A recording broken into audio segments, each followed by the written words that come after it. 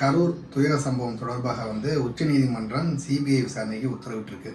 சரி, ரைட்டு, நல்லது, சிபிஐ விசாரிக்கட்டும். யார் விசாரித்தாலும் உண்மை எதுவோ அதுதானே தெரிய போகுது.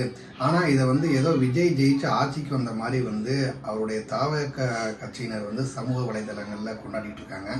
ஏங்க, அவங்க கொண்டாடுறதுக்கு ஏதாச்சும் ஒரு காரணம் இருக்கணும். ஒன்று, உச்சநீதிமன்றம் தமிழக அரசை ஏதாச்சும் விமர்சிச்சிருக்கா, தமிழக அரசை ஏதாச்சும் குறை சொல்லியிருக்கா? இல்லை. ரெண்டாவது, தமிழக அரசு நியமித்த அந்த ஒரு நபர் விசாரணை கமிஷனுக்கு எதுவும் தடை விதிச்சிருக்கா? இல்லை. காவல்துறை எதுவும் கண்டிச்சிருக்கா? இல்லை. இது எதுவுமே இல்லை. அப்படிங்க போகும்போது இது எப்படி ஒரு தமிழ்நாடு அரசுக்கு ஒரு டிராபேக் மாதிரி இவங்க சித்தரிக்கிறாங்கன்னு தெரியல. ரெண்டாவது, இதில் அவங்க என்னன்னா, அவங்க அந்த உச்சநீதிமன்றத்தில் மனு தாக்கல் செஞ்சதே போலின்னு இப்போ தெரிய வந்திருக்கு.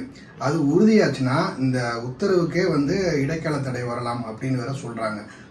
ஒரு இடைக்கால தீர்ப்பு தான் இது, ஒரு நிரந்தர தீர்ப்புன்னு சொல்ல முடியாது. இந்த சிபிஐ விசாரணை கேட்டதில் யாருன்னு பாருங்கள். அண்ணாமலை கேட்டார்.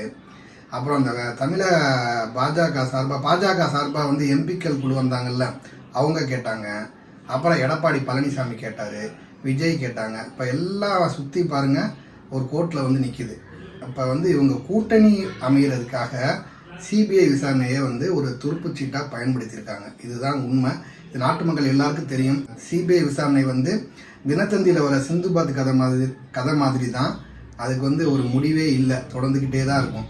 அப்புறம் விஜய் இருக்கார்ல, அவர் இனி சொல்லுவார், சிஎம் சார், என்னை எங்கேயும் தேடாதீங்க, நான் பாஜக ஆஃபீஸில் தான் இருப்பேன், இல்லாட்டி அதிமுக ஆஃபீஸில் இருப்பேன்.